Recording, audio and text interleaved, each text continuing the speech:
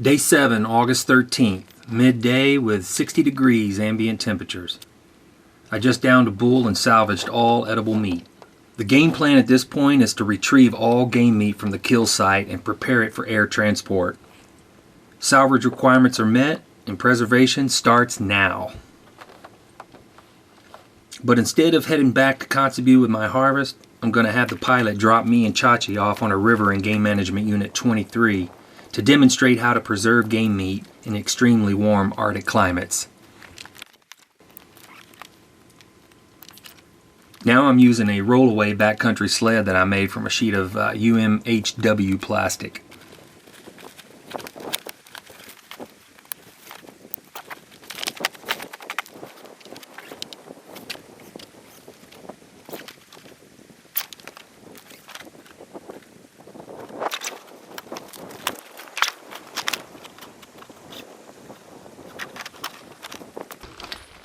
This harness is something that I made out of a ski joring belt and just some old pack straps and sewed some new webbing on it. Nothing fancy, but it definitely allows me to distribute that load all over the course of my body as opposed to a backpack or multiple trips without a sled. According to local belief, I represent the non-local sport hunter who places a high value on antlers and less concern for game meat care. I'll prove this belief wrong, and in the process I'll teach all hunters how to effectively master game meat care with climate control and backcountry savvy. And the first step is to create a shady resting spot for this meat and prepare it for air transport. The current status of this game meat is in a transitional flux of critically high deep tissue temperatures. Since it just came off the carcass, the current deep tissue temperature is close to 100 degrees Fahrenheit, and that needs to be reduced quickly. My number one priority is to reduce these temperatures to prevent bone sour and spoilage.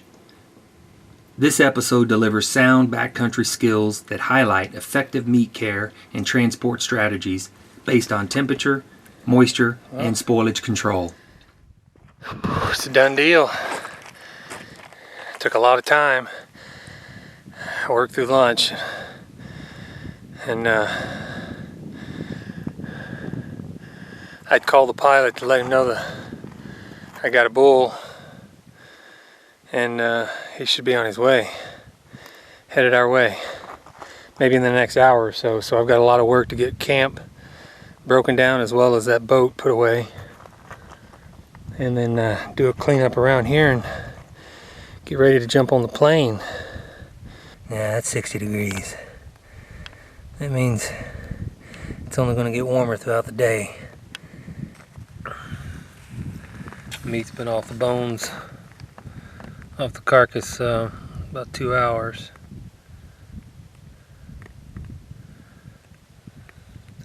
That sled stops that UV radiation. Makes a good shade, good temporary shelter for one caribou in my opinion. These rising ambient temperatures usually mean caribou slow their pace and move only when they must, and during the coolest hours of the day and night. So I got real lucky with this straggler swimming into camp. But I'm about to get picked up and delivered to the south side of the Brooks Range on a river of historic use for these caribou. However, in the past decade, temperatures there are often 15 to 20 degrees warmer than this spot and this time of year, which explains to me why caribou lag this far north and east until several weeks later when it cools down. It makes perfect sense that this delay and shift of area use is based largely on climate and temperature.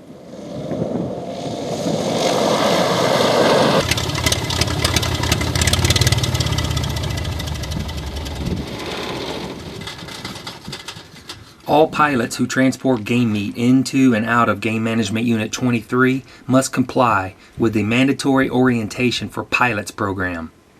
This mandate was designed to minimize user conflicts among local subsistence hunters, non-local hunters, and guides and transporters. They cannot transport hunters with game meat within Game Management Unit 23 without this department-approved education course and certificate. Google Unit 23 Pilot Orientation for more details. Don't you let my baby ride, man. Don't you let my baby ride, man. Don't you let my baby ride, man. Don't you let my baby ride. Quiet ride. Quiet ride. Quiet ride. Quiet ride.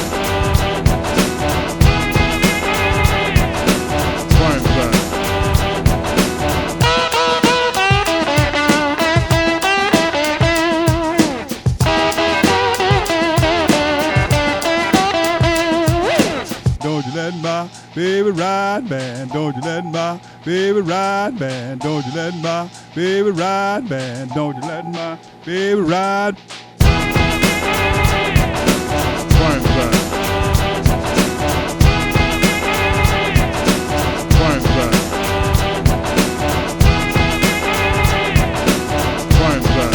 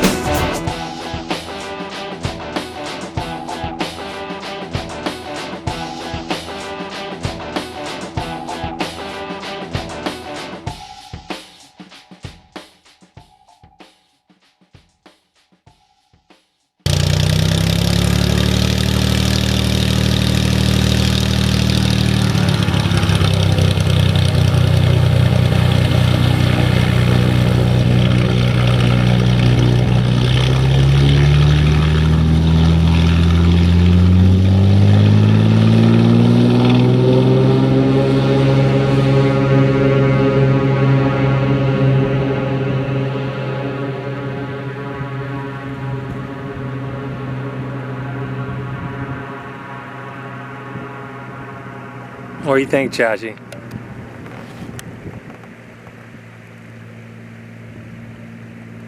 Thought we were going home, didn't you? You still feeling pretty poor? You like those mountains? Just gotta land it here and use what resources I had, which was 2 tarps, a double up tarp so that close to zero UV comes in, and maximize the use of that shade for as long as possible. I'll just have to keep moving the meat and the tarp as the sun rotates, and it's probably going to end in its way here. It's going to be going right in my face, and then we'll come back up over here. Feeling good so far. Just keep up the good work.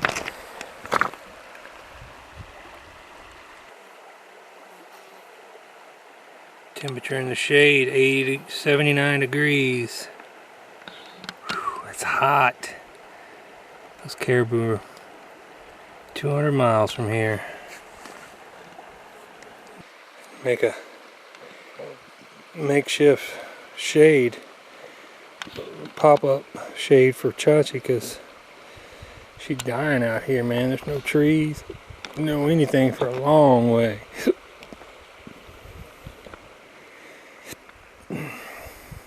You want shade out here on this gravel bar, you're gonna have to make it.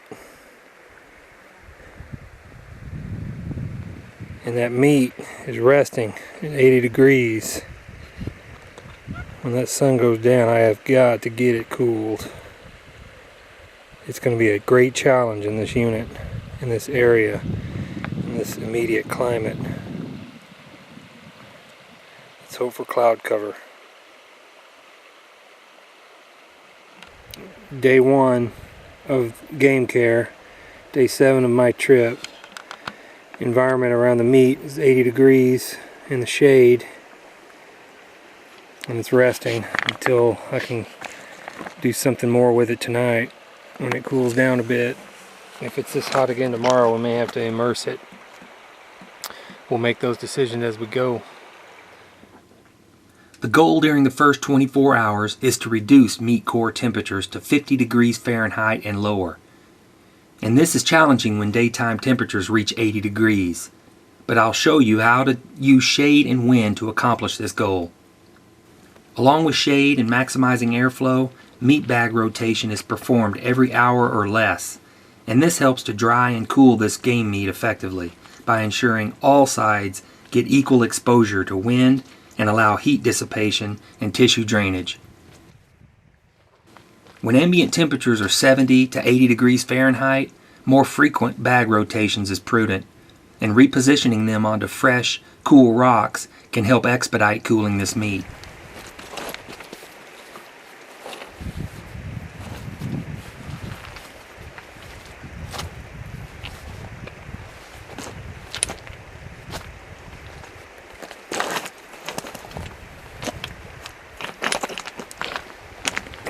Well, talking meat strategies at the moment is anytime it's above 60 degrees Fahrenheit in camp, make it a habit of rotating meat every hour, making sure that every edge gets ventilation, and here's why.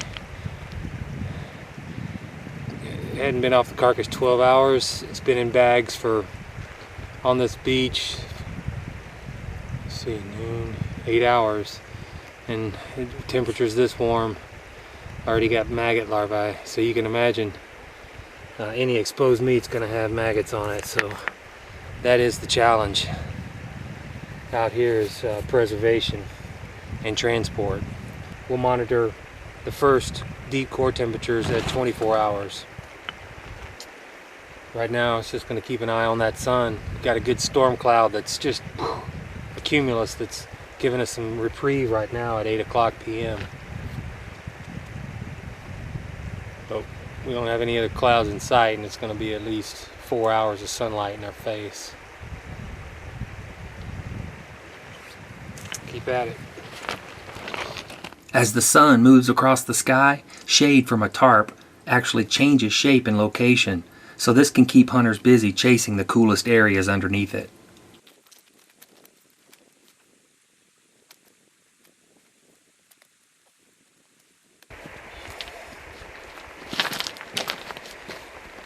So it's getting about 25-minute rotations.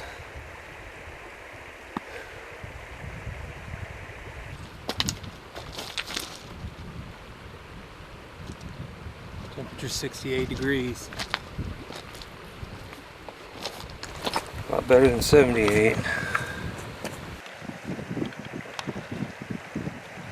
Blowflies can become active at temperatures of 50 degrees Fahrenheit. They'll become very active at 55 degrees, and they're persistent when it's warmer than 60 degrees. Their fly hatch prefer these warmer temperatures and require moisture, nutrients, and a stable alkalinity or a low acid environment to develop. So do spoilage bacteria.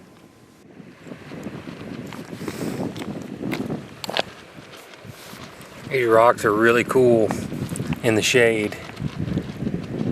Rocks are your friend for sure when you're trying to cool down meat. They're a little cooler than the air temperature, so I like to lay them right directly on there so that you transfer all that heat out of those big thick cuts of meat into those rocks, and it'll dissipate into the environment.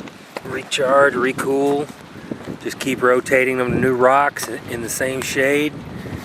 Fresh coolness. It's like a mini refrigerator with this wind. In extremely warm climates, say above 70 degrees Fahrenheit, gravel bar rocks can be flipped over so the coolest sides touch the game bags. This convection cooling helps to more effectively cool this meat down.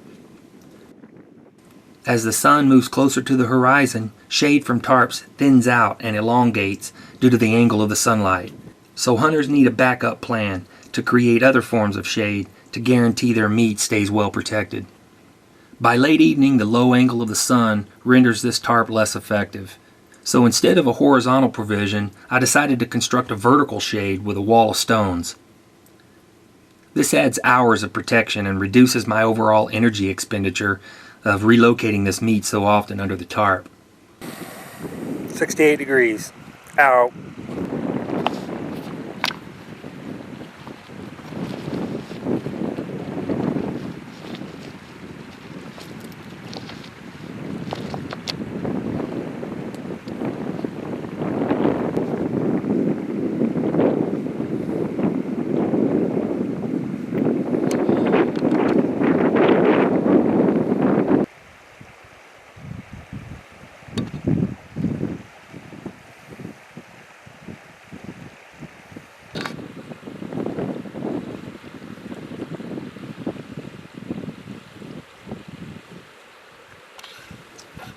By midnight, ambient temperatures had dropped 20 degrees in 4 hours, and this goes a long way toward cooling this meat.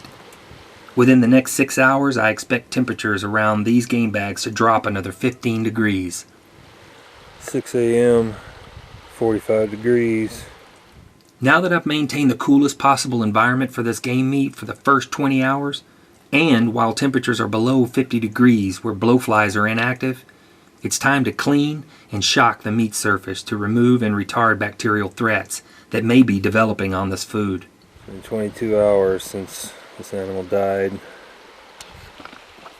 I think before the blowflies get in here and get real active, I think it's a good thing to get all the surface of all the meat sprayed with citric acid and laid out and get it crusty as much as possible before the flies show up.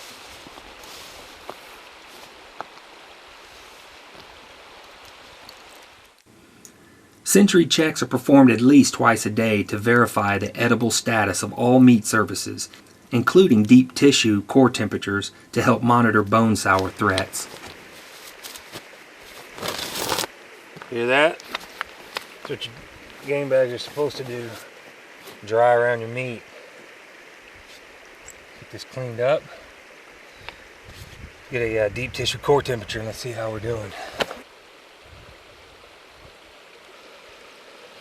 54 degrees.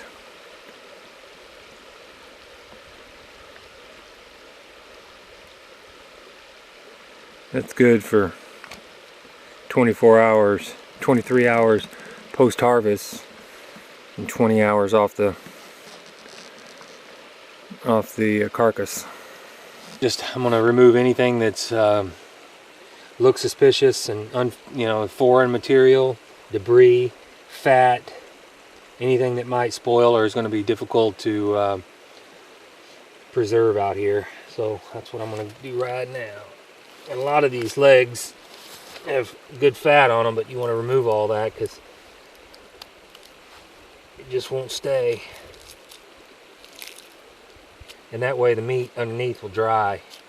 Common bacteria thrive in temperatures warmer than 50 degrees Fahrenheit, and colonies can double in volume every 20 minutes when temperatures are warmer than 60 degrees. Plus, bacteria also require a low acid environment and nutrients to grow. A hunter's next step is to remove surface fat, hair, and dirt, debride the wound channels, and all potential source contaminants. After these steps, citric acid can be applied to shock the meat surface and any bacteria that still remains with a high acid mixture to retard bacterial growth. This technique provides an edge with meat preservation. Chunks like that, no need to keep. Let the birds eat it. Alright, what I'm doing here is I'm going to pour some citric acid. I usually buy citric acid by the half pound at any local feed store that sells horse food or other animal food. They usually have citric acid. You can order it online too. A quick Google search for citric acid powder. Don't get the granules, they don't dissolve very well.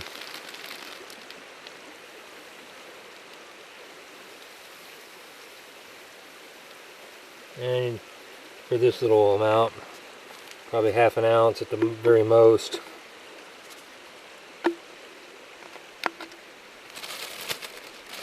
because it's only a 4-ounce spray bottle or 6.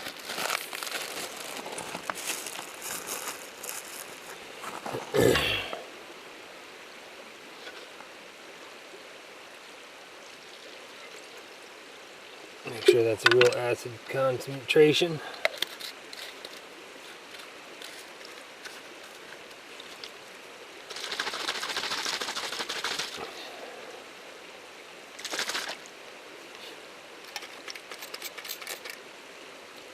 Oh yeah, nice and acidic.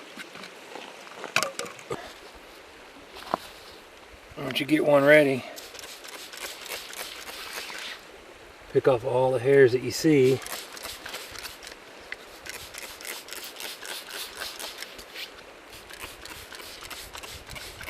Let that dry real well before you flip it over.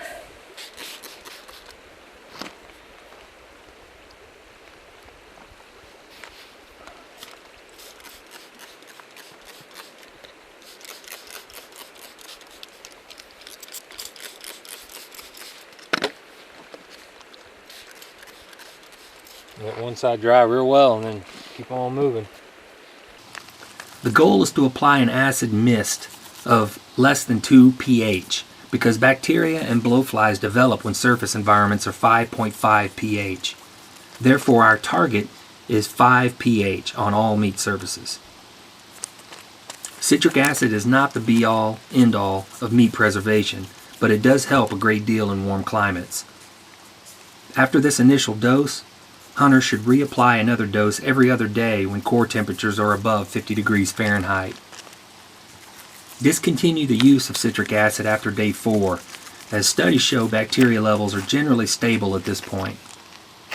As long as the meat remains dry and core temperatures are maintained near 50 degrees, you're good to go. These cool rocks provide better ventilation than a tarp, so I let the meat rest open to air and dry nicely before rebagging. It goes without saying, but if this technique is used, make sure the rocks are clean and grit-free. You don't want sand all over your meat.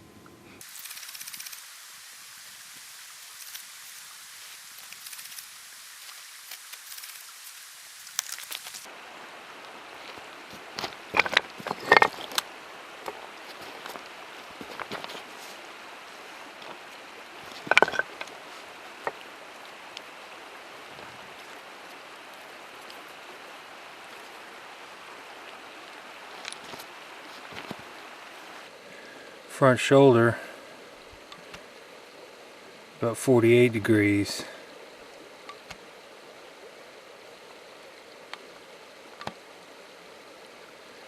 That's good. It's even better than hindquarters, obviously. So the name of this game is anything that can hold moisture will and does. Remove the threat. Every time you do a thorough meat inspection, it needs to include smelling all surfaces. Sensory checks include what you see, what you smell, and what you feel on the surface, as well as what you know about deep tissue temperature status. And the meat handler must effectively manage each of these senses to make good, sound decisions about this food. Making sure that it still smells like edible food, and if it starts to smell tainted, you better get busy removing the threat. The neck pieces have a lot of connective tissue and a lot of folds. And what you see here is that connective tissue with fat attached, and moisture and nastiness gets caught under the surface. So this is why this kind of stuff is important to remove in the early trimming stages. Alright, what you see here is those inner loins above the lung. This is some belly skirt. This is neck meat. This is also neck meat. This is more belly skirt trimmed off in pieces. This is all the rib meat that Chachi has not eaten, and she will continue to do so. More belly skirt and the brisket. Got a little bit more trimming left to do on that, and then we're all done. So that constituted about 45 minutes of work from start to finish. First temperature check to all the trimming, to all the citric acid application. And right now it's just before it hits 50 degrees and the bugs start coming out. Just going to let it get a crust on it before I rebag it into fresh bags. And sometime today we'll wash these old dirty bags and get them back in circulation day after tomorrow. And that cycle just repeats over and over every day. You got to be diligent with your meat out here. With these temperatures, the environment is against you.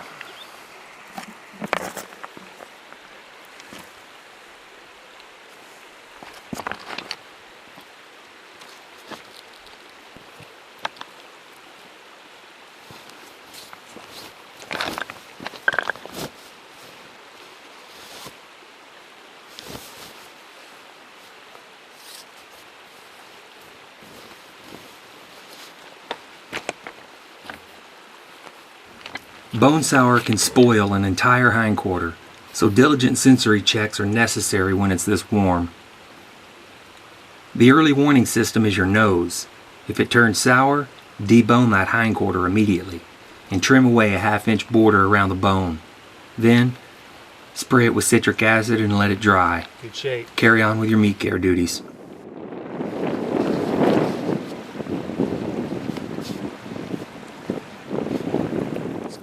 Weight distribution is a critical factor of boat performance, and the first time loading a raft is always an exercise in trial and error. Each time you'll dial in what goes where for best on-the-go performance. The smaller the raft, the greater the challenge with this task.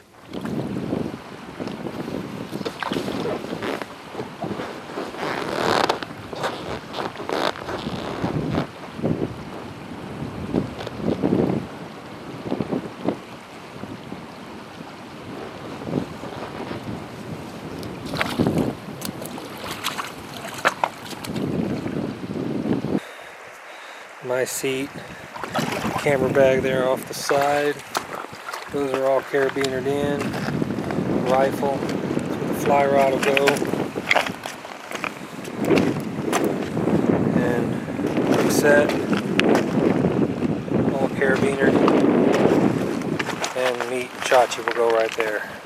The basic rule when loading meat onto a raft is to provide even distribution of all cargo weight on board the watercraft. All meat should have airflow access to at least 3 sides at all times, and game bag rotations throughout the day will help you achieve this goal.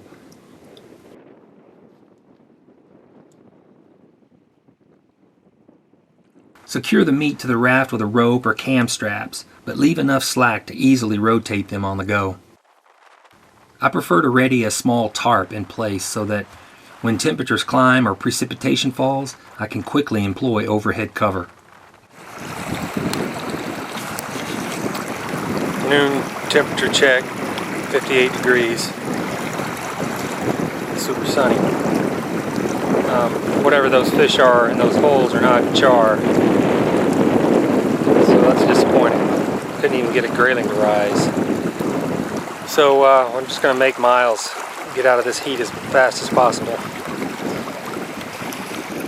Again, bag rotation should be done every 1 to 2 hours to improve airflow and foster surface drying. Once temperatures reach 60 degrees Fahrenheit, loose-fitting shade is prudent to control UV exposure and the heat index around these bags.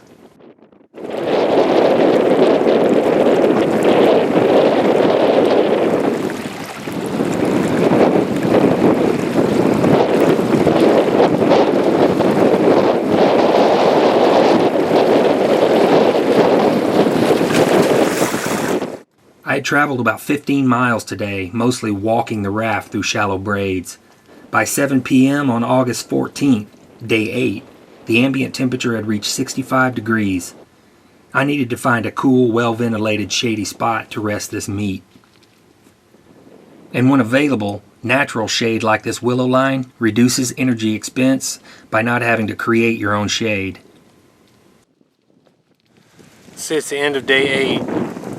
7 p.m., 65 degrees Fahrenheit. A hot one today. Whew. A lot of exposure, a lot of dragging.